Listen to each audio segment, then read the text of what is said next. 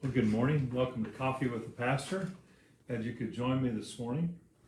I thought this week we would look at the book of Esther. It's a very interesting book, very great book. It's an interesting book because God's not mentioned in it one time in the book, and yet His providence, His presence is felt all through the book of Esther. But in order for us to really understand Esther, let's go back and figure out what's happened. The Babylonians have conquered Judah, and they have actually exiled them to different lands, but mostly into Babylon.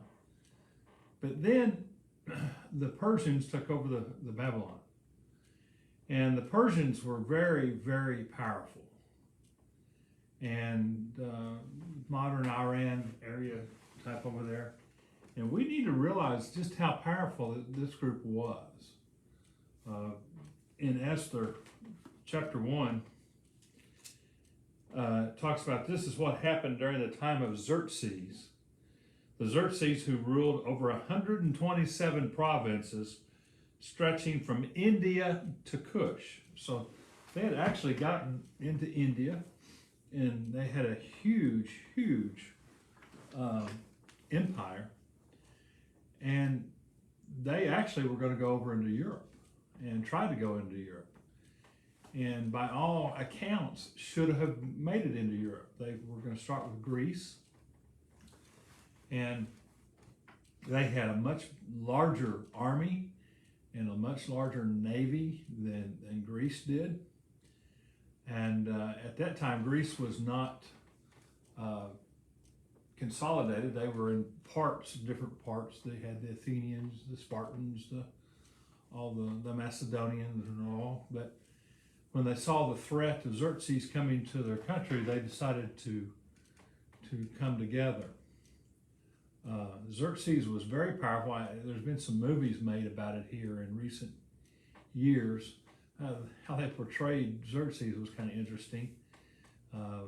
They painted him in gold and put all these chains and different things on him. I don't know about that. I don't know how historical that is.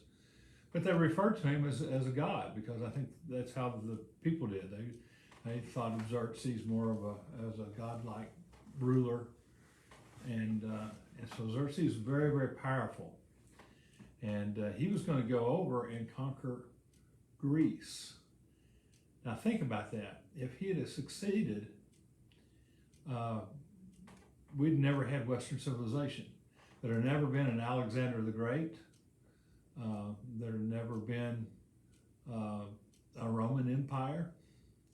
There had never been, like I say, Western civilization, as we know it, would have never existed had he succeeded at that. In fact, in some ways, Xerxes is the one that kind of consolidated the Greek kings together and to lead into one nation later on.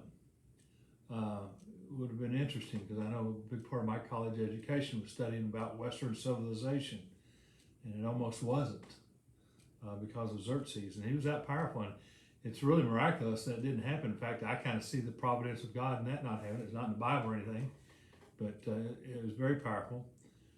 Delphi was their very religious site that the folks would go to about once a year and would worship their idol gods. And I've been to Delphi. It's a very interesting place, very beautiful. It's up in the mountains. Been a beautiful place to visit. It was a beautiful place to visit. And I'm sure that the pilgrimage there was exciting for them. But they had oracles, young virgin women who would supposedly go in these trances and do oracles. And the Greek kings, before they went to battle against Xerxes, they went to consult the oracles. And one of the oracles, one of the young women, said it would be wooden fences that would be your salvation. Wooden fences would keep them. And one of the Greek kings says, well, we're talking about wooden ships, and so we're to fight them on the sea, not on the land. And so the Greeks decided to fight them while they were at sea. And very interesting tale in history, in that Xerxes and his kingdom had these huge, big ships.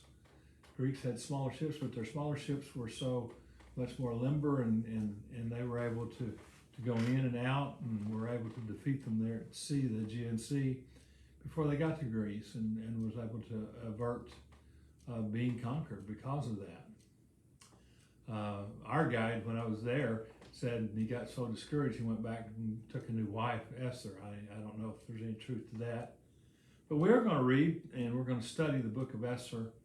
I just kind of wanted to give a little background today about who Xerxes was, because very powerful guy, very controlling guy, and almost ruled the whole world. Western civilization, what we know as Western civilization, all of that would have been under his rule and the Persians' rule if he had not have failed there. And so we'll look at the book of Esther starting tomorrow. I'm looking forward to it. It's a tremendous book. Like I say, God's name's not mentioned in the book of Esther, but you see God's hand in everything that's going on. And it's an exciting book to see how God led Esther and led that whole nation and all, and how God leads us. So I look forward to it, and I'll see you tomorrow morning. Have a great day. Bye now.